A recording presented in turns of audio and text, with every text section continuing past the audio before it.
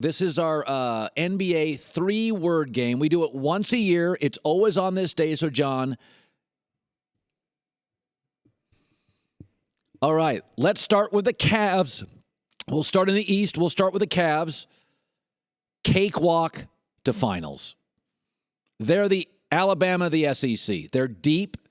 They have arguably the two best players now in the East. They've got their coaching situated. They've got size and depth. Cavs cakewalk to finals. Pacers, easily most improved. I love Jeff Teague at point guard. Adds a dynamic player at the point. This, to me, is the most underrated team in the league and a dark horse finals participant. If LeBron wasn't in the East, I'd take the Pacers. Pistons, Drummond up interest. They've got Andre Drummond. Here's the downside. You can't have him in a game late because he can't hit a free throw if he was a foot from the basket. The Bucks, freaks and Greeks. My bad. And the Bulls, Wade changes address. I don't love their inability to shoot jumpers. They don't shoot the ball particularly well. But Rondo and Dwayne Wade give them a physical composition, which I think is really interesting. This is going to be a very high IQ basketball team with veteran leadership that is going to be a really tough out and fun to watch develop. The Celtics need a superstar.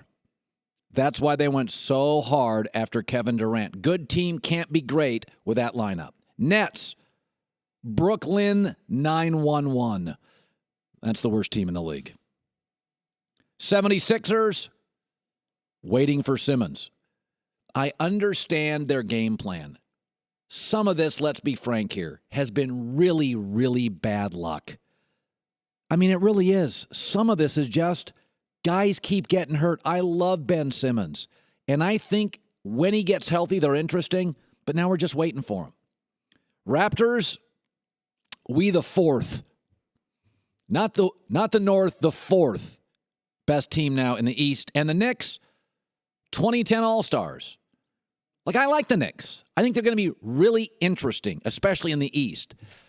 But you're looking at Carmelo Anthony eroding physically, Derrick Rose's injuries, Joakim Noah. They added a lot of guys who were out of their physical prime about 4 years ago. Let's wrap up the East with the Orlando Magic.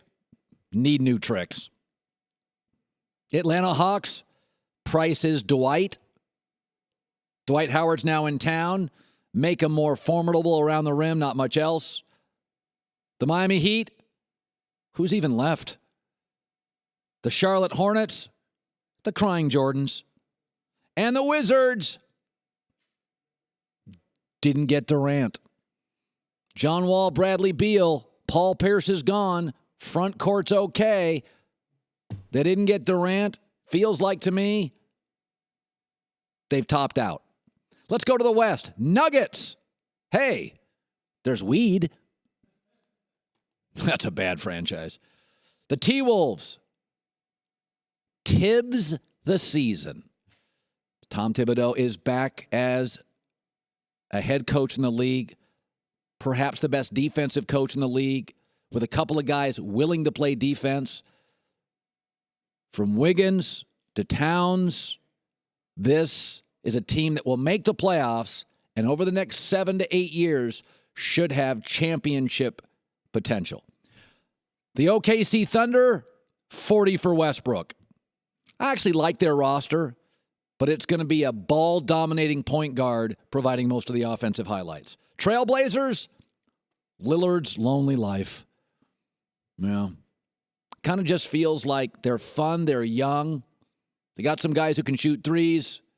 But in the end, it's all about Damian.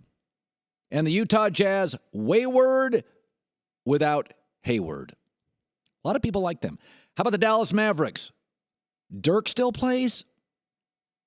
The Rockets. Why play defense? The Grizzlies. They're still in Vancouver. The Pelicans, all on Anthony.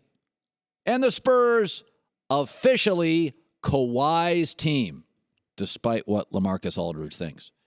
And finally in the West, the Lakers. Life after Kobe. This is going to be a really interesting team that's going to be 3-point reliant.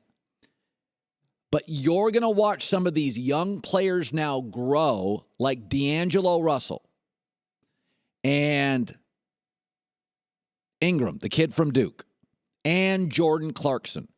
They'll be allowed, now that Kobe's gone, get more touches, feel empowered. It's now their team. How about the Suns? Sun is rising.